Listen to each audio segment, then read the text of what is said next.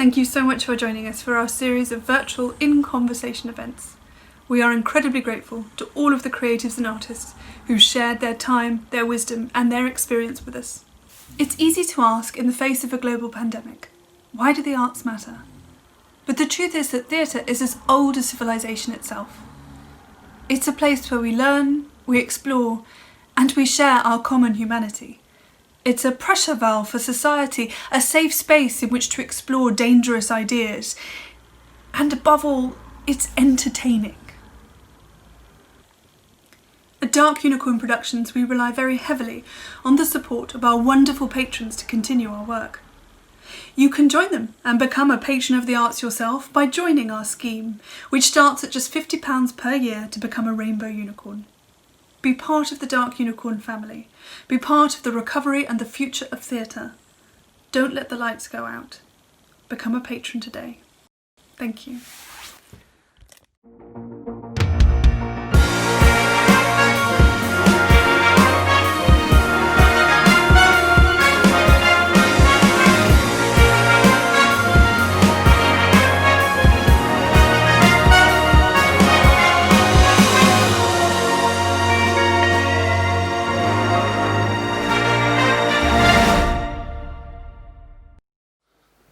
Hello, and welcome to another edition of Dark Unicorn in Conversation.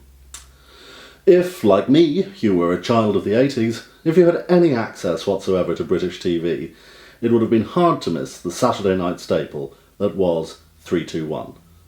I'm terribly sorry, I can't do the finger thing, really. I apologise. It, as a show, is remembered principally for three things. The outrageously abstruse riddles contestants had to solve in order to maybe win the top prize.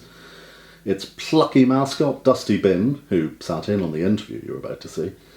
And its jovial Mr. Entertainment host, the comedian Ted Rogers, always present with a well-cut suit and a tint in the hair.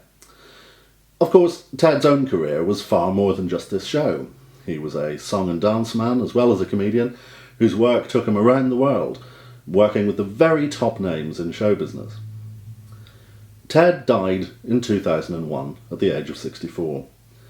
He left behind 4 children, 2 from his first marriage and 2 from his second. The youngest of these, Danny Rogers, was just 11. He faced a childhood not only without the father he idolised, but with what had been a fairly blissful childhood taking an altogether more comprehensively traumatic turn.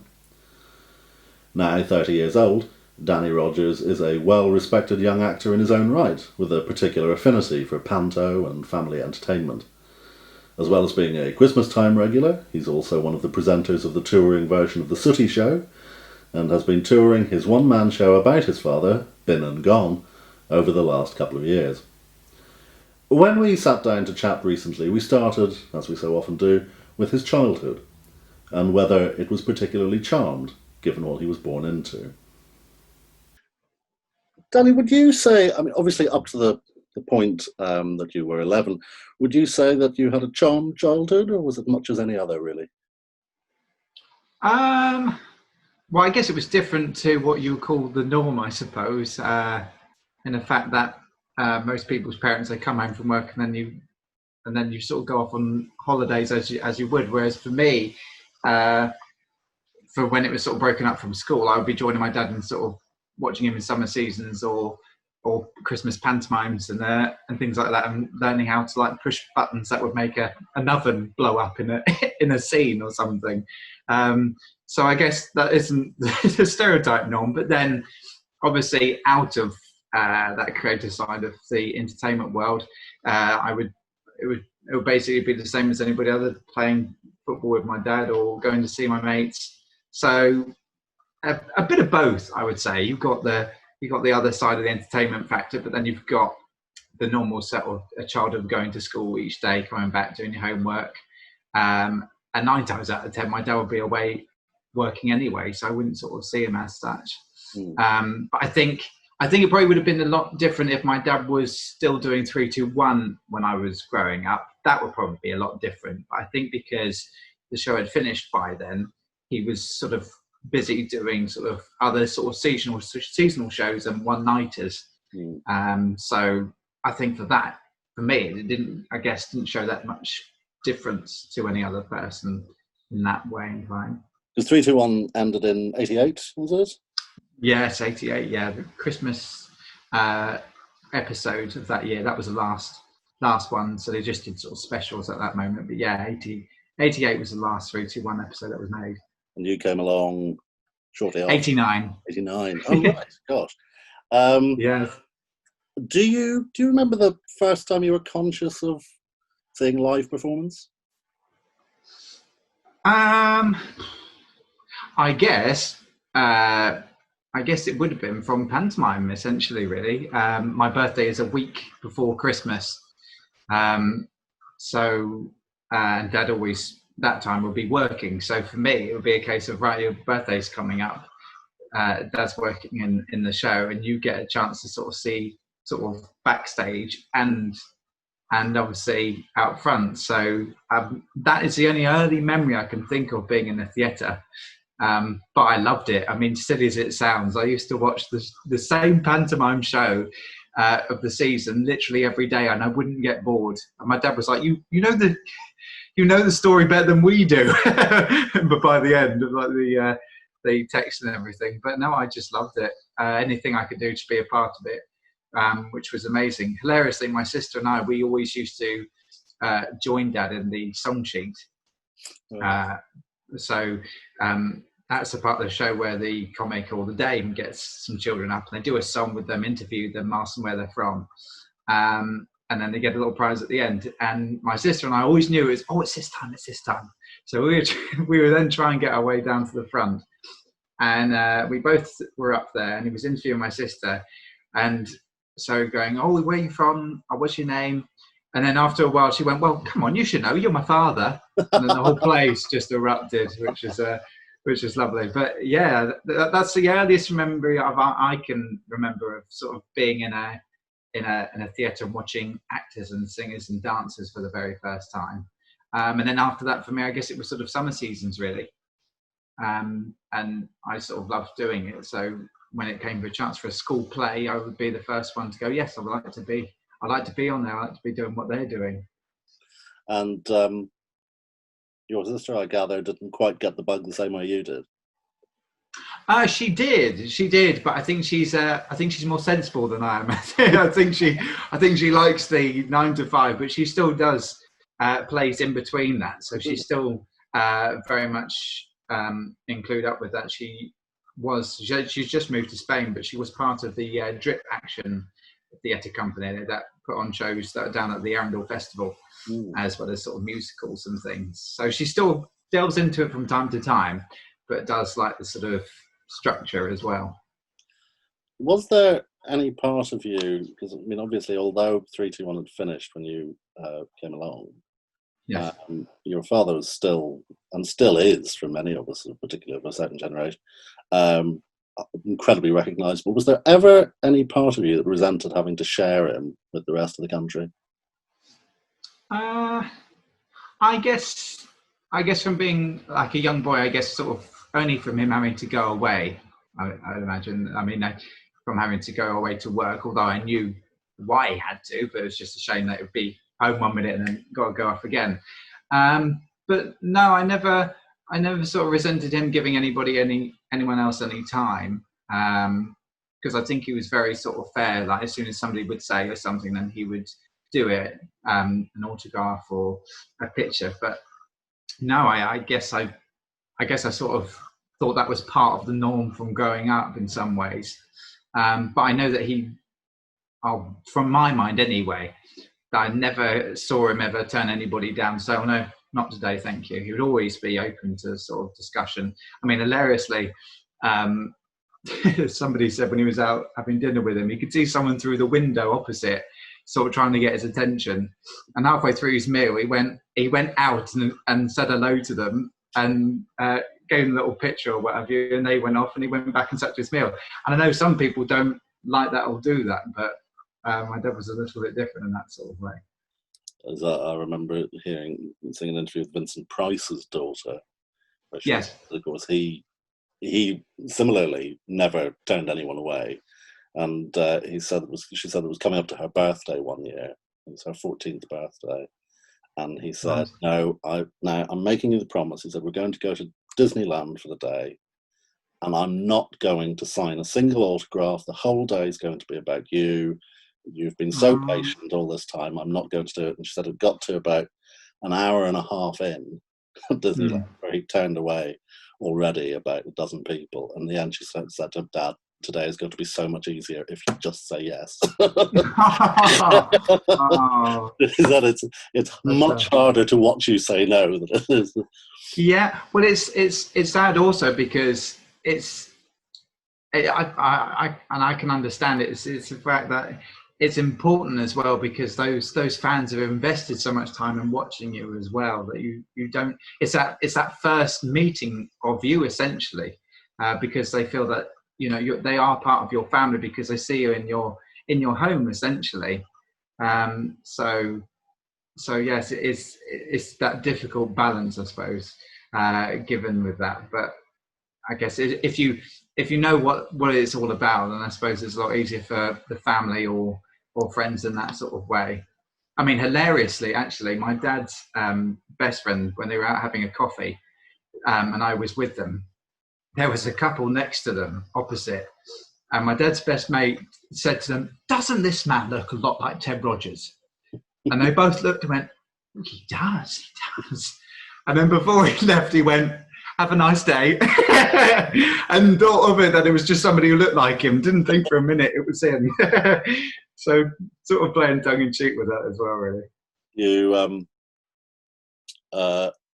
have a show that you two are around, for those that haven't already seen it, that are watching this. You have a show that you two are around about your dad and about his place in your life and vice versa, Been and Gone.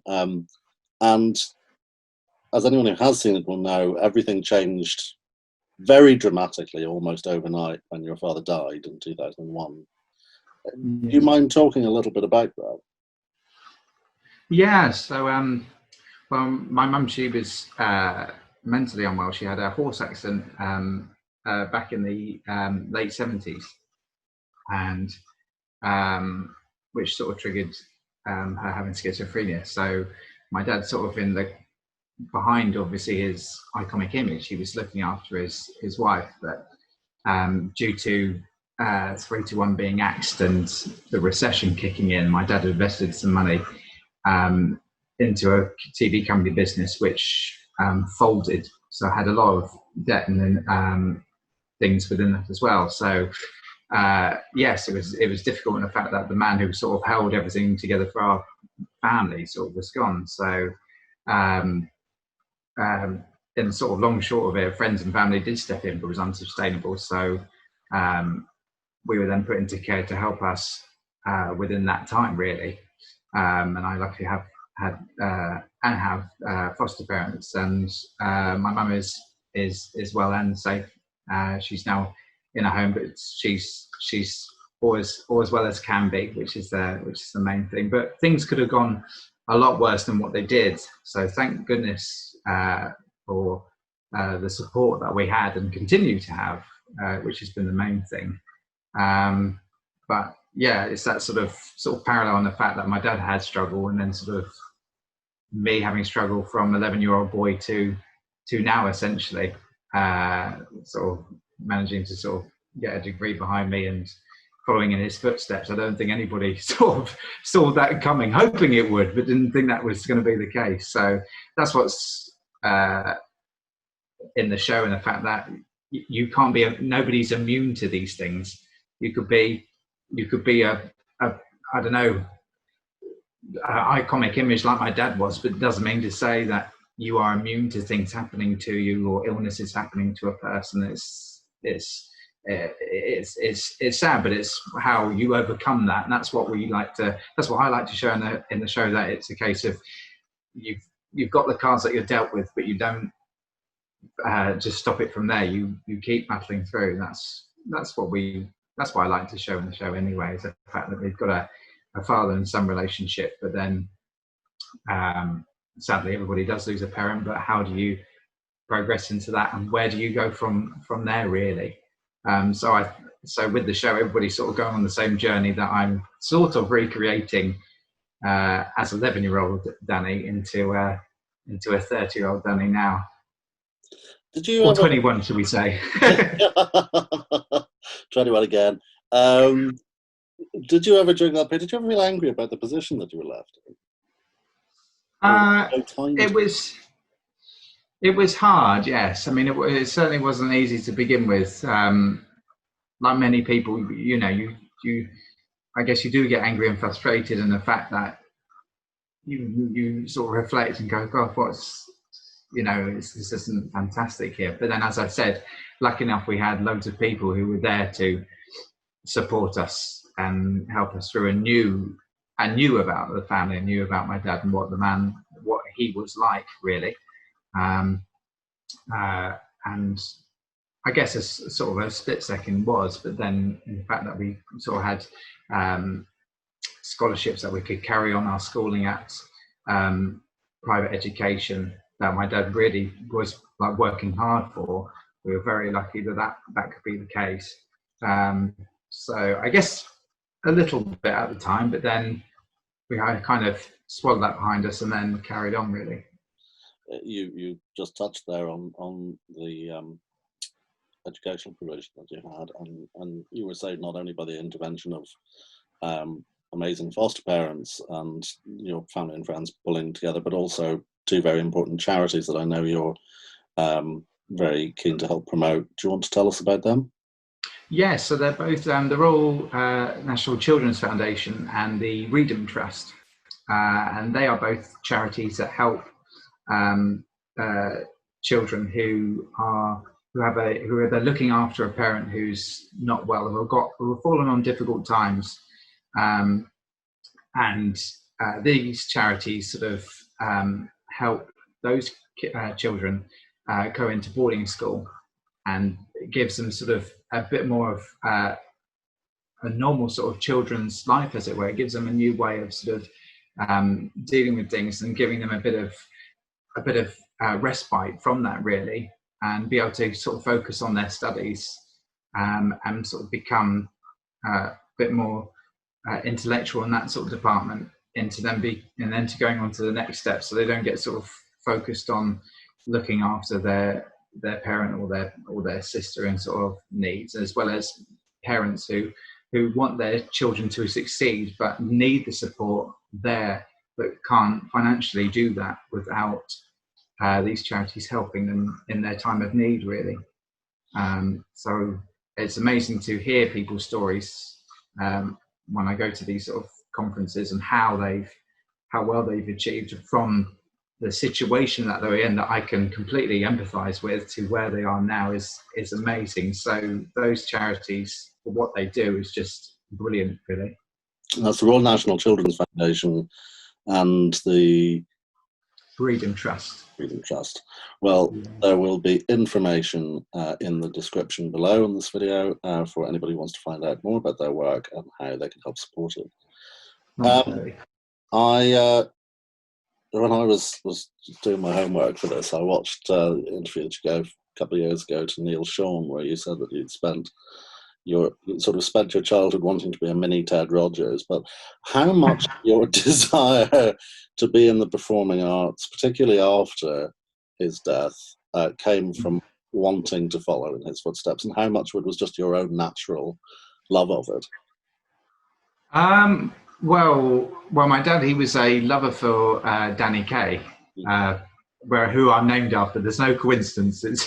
That's who I'm named after. But yes, my dad, he would do a tribute show to Danny Kaye, and I would learn these songs, and we'd get him to listen outside the door. I wouldn't get him in and get his opinion on what he thought about them. Thought they were great. But obviously, yes, when he passed away, that sort of hero there of what my ambition was gone. But I think from there, my dad sort of passing away, and then performing, it was my way of, I guess, expressing myself. So even more of an influence came from wanting to be on the stage.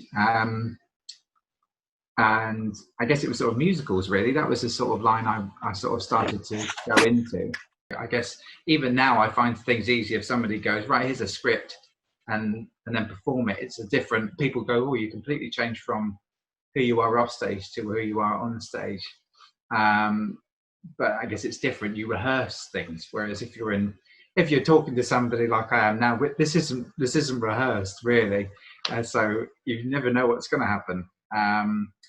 But yeah, musicals were sort of I was starting to get clued up with my friends and his family. They would sort of take me to go and see shows. So that's I guess my first influence from there, and then always loved, as I said, doing pantomime. So that was the first sort of amateur dramatics that I did outside of my school. Then I knew that I wanted to get into sort of training, so then went to Chichester University where I did a musical theatre degree. And then as soon as I left there in 2012, I thought, right, okay, well, the next season coming up is pantomime. So started going around auditioning and got myself into a touring production of Dick Whittington and got the title lead, which was quite nice. But yeah, and just sort of seemed to build from there. But hilariously, the funny thing is that I don't understand I'm doing it, but people will say to me, well, we've got the same mannerisms as your dad has. Which obviously goes back to when he was in summer season. There'd been me in the wings mimicking exactly what he was doing in his routine. It's obviously still embedded in me, really. So yeah, going back to your question of noticing things, of picking up from that, I guess I have, but not on purpose in that sort of way. It's just my DNA, essentially, really. But yeah, I guess our paths are quite similar in the fact that we've both done pantos and summer seasons and full-time musical. I guess the only thing that my dad hasn't done, as far as I'm aware, is musicals. That's the only thing I'm sure that he hadn't done in his career. I could be wrong. There might be something online that might crop up that I didn't know of, but as far as I'm aware, that's not been the case. You've talked very affectionately about seeking doing panto, and what is it about panto do you think that makes it still such a perennial favourite? What is it that you love about it particularly? I think I love pantomime most, Paddy. I think it's because, well, for me especially, that was the first thing that I saw going to a theatre. So I know many people say it, but it's absolutely true, is the fact that's the first thing for a child to see live. And that is so important for them as well as for you, is the fact that you inspire people to do what you're doing, to keep live theatre going, because that person may go, I may not like pantomime, but I like what they're doing, so I might want to become a musician, I might want to become an actor, I might want to become somebody who works backstage or the lighting. It might be so many elements in there, regardless of what's going on. But I think also with pantomime, what makes it special is the fact that it is literally for everybody. It's not just for a certain few, it's for everybody. There's always something in there. There's an innuendo that's in there. There's a topical joke. There's a pop song that can be embedded in there. There's sketches that are in there. And what's nice is that you've got all these different acts all into one show. You've got a comic, you've got a singer, you've got a dancer, and a specialty actor. I think there's nothing else that's like it. And hilariously, the audience love it when it goes wrong. Yeah. You couldn't do a Shakespeare and something go wrong, they would slam you for it. But if it's pantomime, anybody's just waiting for it to happen, which I always find, especially as a child, I thought it hilarious if anything went wrong. So I would always be, they've got it wrong. I think so also, do you find that and I know it can be different and difficult with some of the big pro pantos that some of the the kudos type companies produce. Sure, yes. There's always, I think that the ones that I've seen, which I've always loved, have been the ones that really tap into the local communities that they're playing to as well. Yeah. Well, I think it's nice because they go, oh yes, you're gonna have a pop at so and so, or you're gonna have a go at what's up the road. I think that's brilliant because, as you said, it makes it more special because it's part of them. They feel that this show is for them. It's not for the masses or anything like that. It's literally just for them to sit and watching. It could be just two people watching it, for example, because they know it's for them personally. It's not as a commercialized thing. So yes, I completely agree with that. In the fact that I think it's brilliant to have sort of local references or local jokes in. especially if there's something that's been going on in the town that is very topical that someone has a joke at.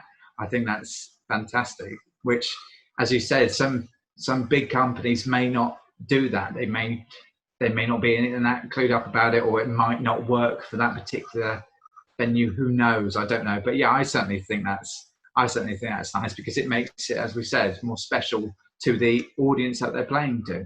What would be your dream role? Oh gosh, that's a question, isn't it? What would be my dream role?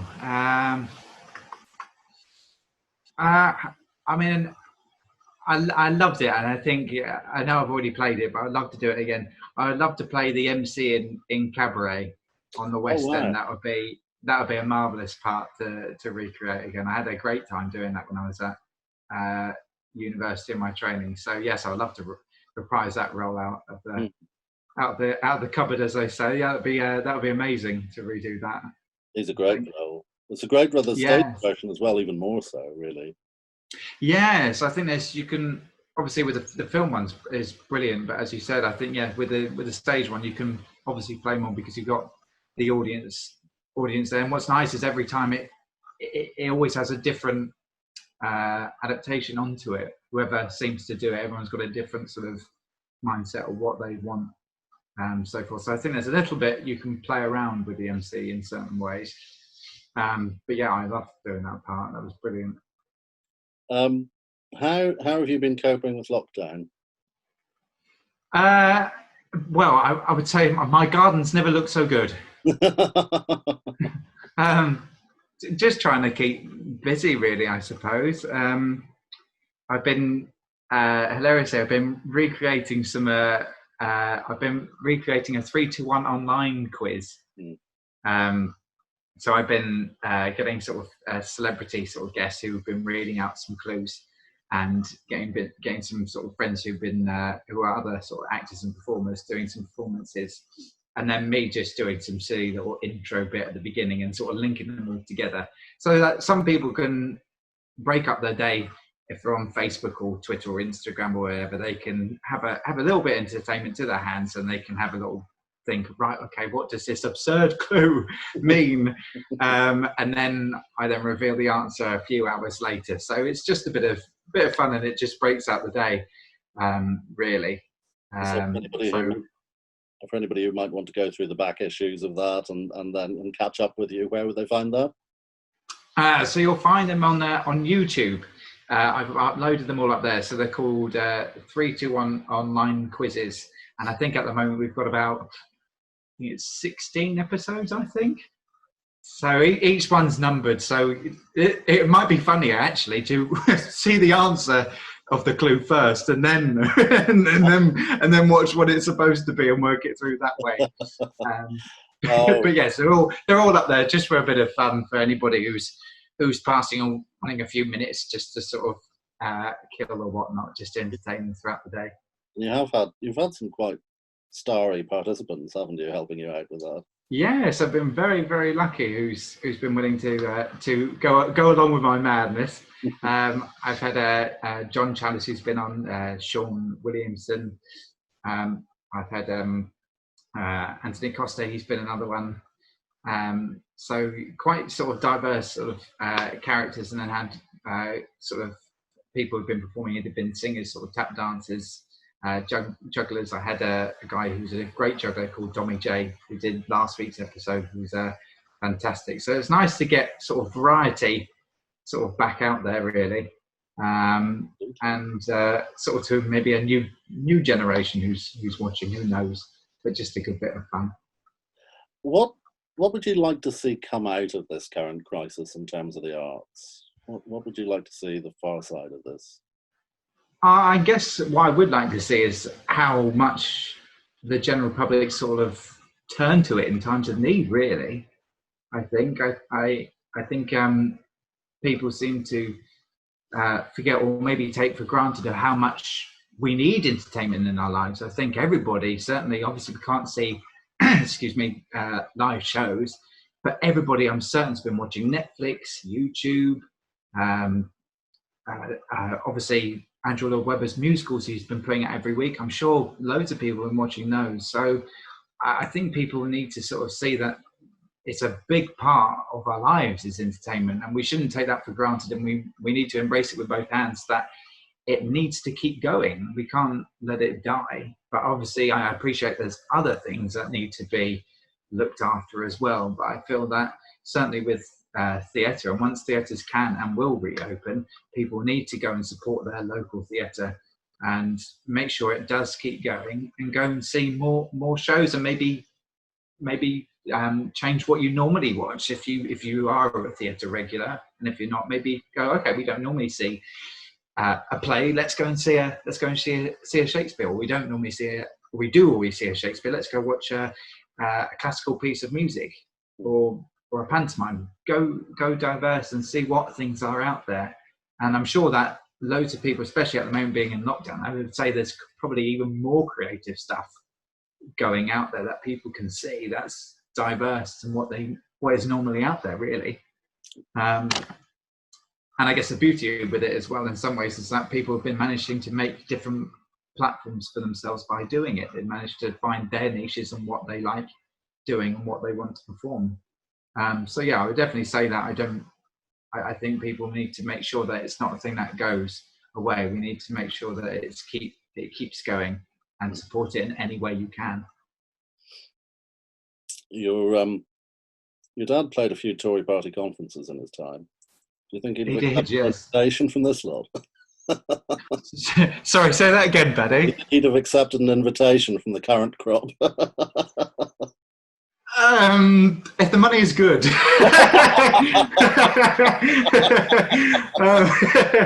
That's neatly that is a question. I don't know. I guess it's tricky, isn't it?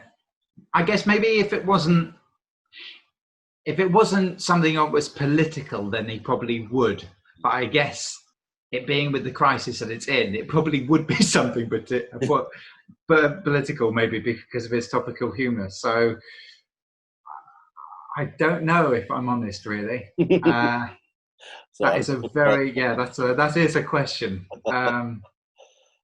Yeah, I'm afraid I don't think I can answer that to the best of my ability, really, unfortunately. I don't know. I mean, it's sad because I didn't know my dad so well in the fact of what he would be political-wise in this sort of debate, on whether he might have changed his way. I don't know. I honestly don't know. That was deeply unfair of me to even ask. I'm so sorry about it.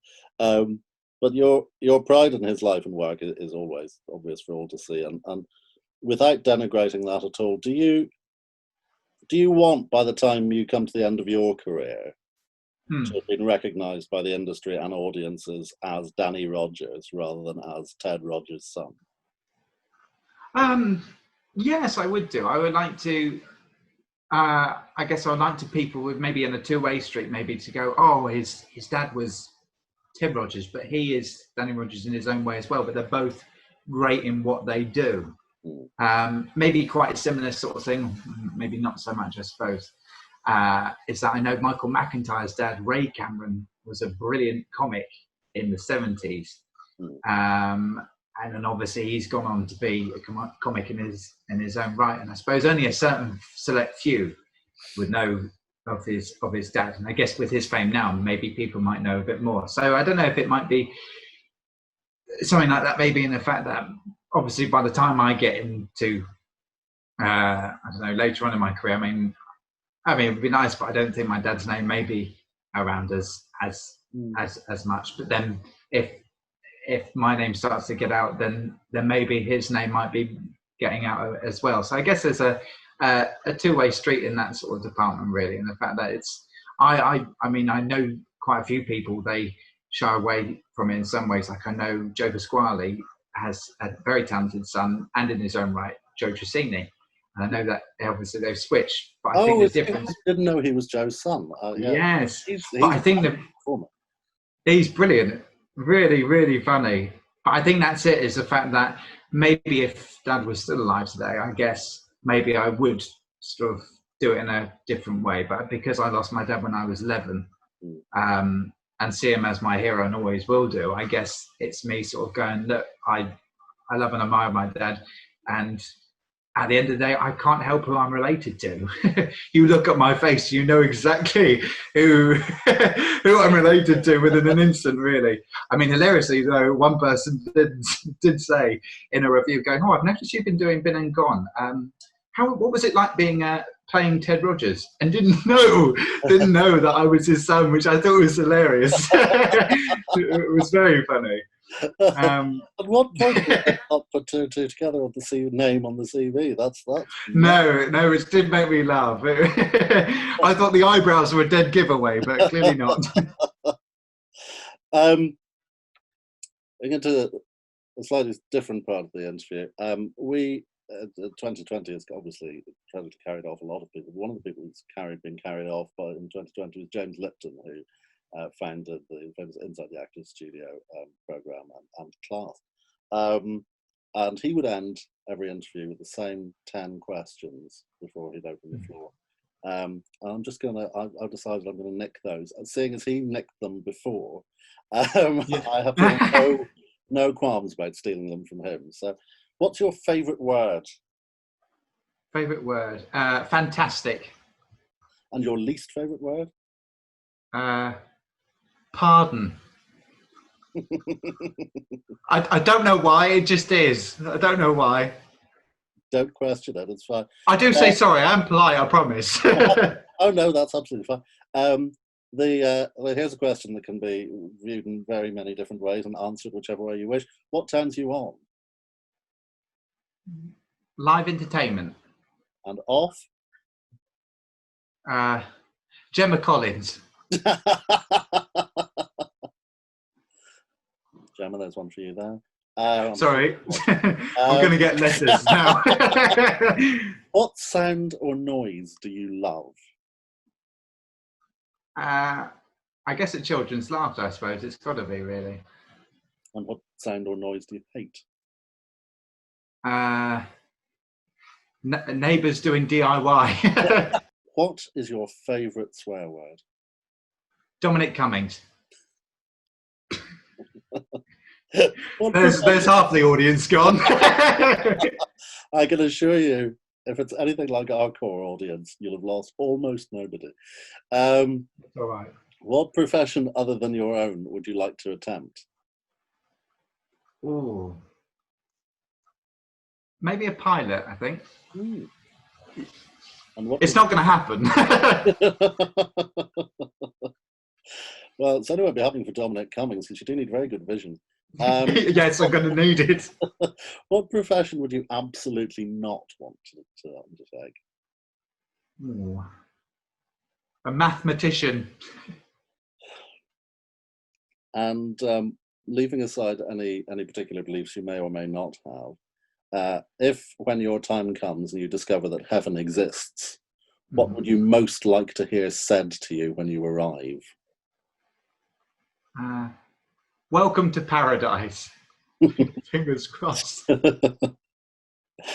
had a handful of questions sent in by people. The first one, and I mean, no one who knows who he is can fail to notice the presence of Dusty Bin in frame here just behind you. Hidden, lurking behind me. Lurking behind.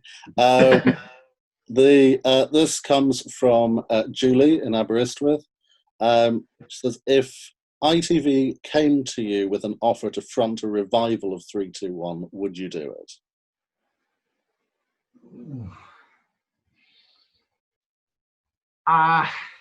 That's hard.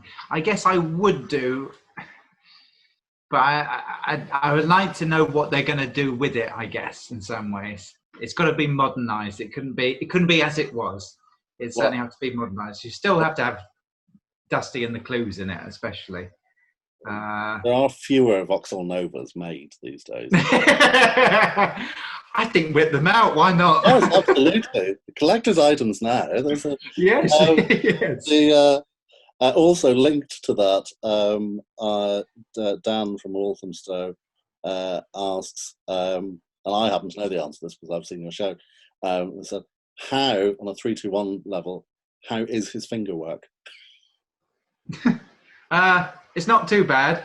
That one's all right as well. You used to race your dad, didn't you, to do that? I did, yes. Hilariously, I don't actually remember learning to do it. All I can remember was racing with him to do it, and he would always win. So I had no chance. We had two people send in similar questions here. Luke from Portsmouth asked, as a Sooty show presenter, how difficult is it to act against the world's most famously silent bear? Strangely, it's not really. If anything, for me, I found it very surreal, and the fact that from watching Sooty as a kid, and he's literally within a meter not just a few inches away from me, and I'm reacting to it. But I guess it wasn't so much to me, because I guess from watching it as a kid, I believed in Sooty, and as silly as it may sound, I still believed in talking to him, even though it's a puppet. But I still believe that this bear is real, and Sweep is real, and Sue's real. So I always felt that I was chatting to them. It wasn't a case of I don't know, just something that's there. I mean, I think it's exactly with Dusty. Dusty's theoretically he's just a bin, but you talk and interact with him when you're on the stage. So I guess that's, again, it's another thing that's embedded into me. So it was very easy for me. Barney from Putney had also asked, was Sooty a massive diva? Yes, he always had his own suitcase. No, not at all. Not at all. Sandy from Norfolk asks, are there any Panto legends that you're absolutely dying to work with? I would love to work with Brian Conley. That would be a Panto legend I would love to work with. Certainly. I'm just trying to think. I mean, I was very lucky. Certainly Panto greats, and I was so lucky to work with the Patton brothers. Oh, yes. Who, for those who don't know, they're the older brothers to the Chuckle brothers, and they started way before them. They were actually a foursome before they split off, and they came together as a four with the Chuckle brothers, and then they noticed that they could get sort of better gigs but split. So they decided to split and said, look, do you mind if we keep Chuckle? And they kept Patton, and then the rest, as I say, is history, really. But no, they were fantastic to work with. They worked with my dad a few times prior, but they were just a complete variety package in one. Tap dancers, song and dance men, the straight man and the silly man. It was just fantastic to watch. So, and that way, I suppose I have already been there, but Brian Conley would be another one that I would love to work with in the Panto legend department. Yes. And finally, we may have already covered some of this, but Dave from South London. Aside from your dad, which light entertainers, past and present, do you most admire? I love Bradley Walsh, I would say. I'd say he's sort of one of the entertainers from from that sort of similar era to my dad, who's sort of now in the modern time, I guess, really. I very much like Bradley Walsh, and the fact that he can do a bit of everything, really. Yeah. He's a comic, he's a singer, he's an actor, he's a game show host. So yes, I'd say definitely. Thank you so much for joining us for this, Danny. It's been a real pleasure talking. No, thank you very much, and thank you for those questions as well. Ooh, hot seat in here. Danny Rogers, thank you very much indeed. Thank you, Paddy.